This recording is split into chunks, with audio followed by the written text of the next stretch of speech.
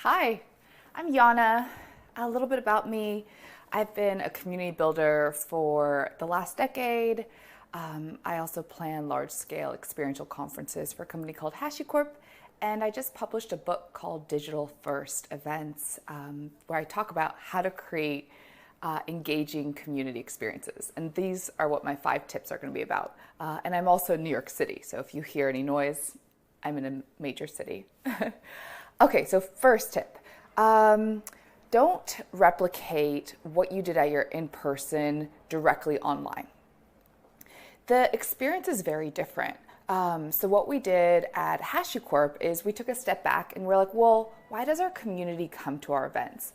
And what we found is they come for 2 reasons, right? For high quality content, our products are really hard to get started and learn, right? So we're like, how do we educate and give people high quality content? And 2, it's about like genuine connections with each other. So once we figured out those 2 things, we then were able to design the experience.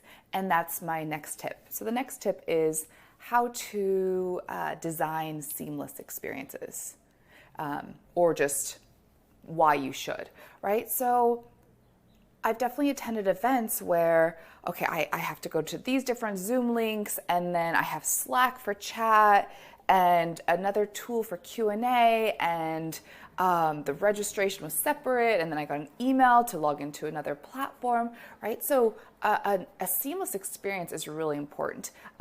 It allows the attendees to kind of easily log in, right? Create their profile, know what their next steps are.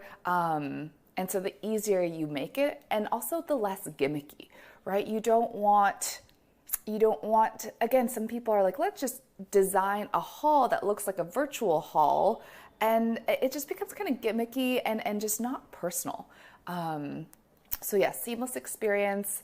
And then also, I think what people don't realize is there's 2 components of a virtual event, right? There's like the broadcast, right? So it's how you're communicating with your community. And then there's also like the platform, right? So you have to think of those 2 things. And then that goes into the next, don't enable all of the features. I think too many times, you use a platform and you're like, well, I'm going to activate all of the community engagement features. But what happens is people end up getting really overwhelmed.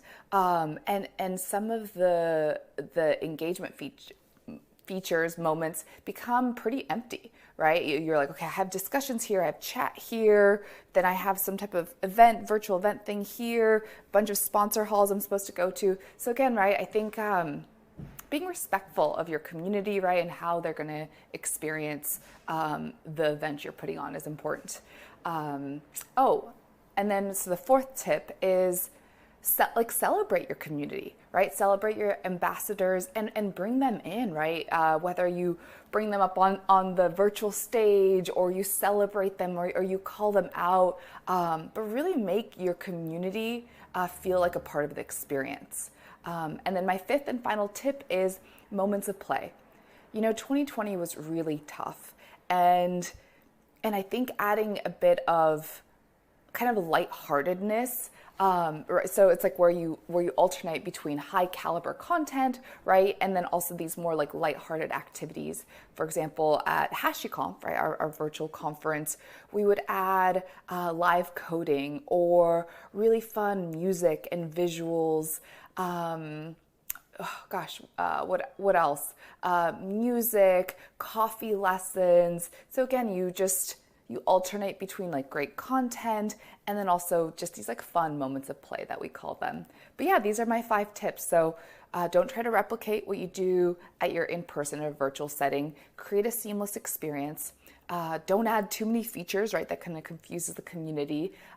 Make sure you celebrate your community and bring them in, and maybe have them record little sessions and have them featured in the experience. And then 5, don't forget to add the moments of play. Cool. Cheers, or good morning, good afternoon. And I'm Jana. Thanks.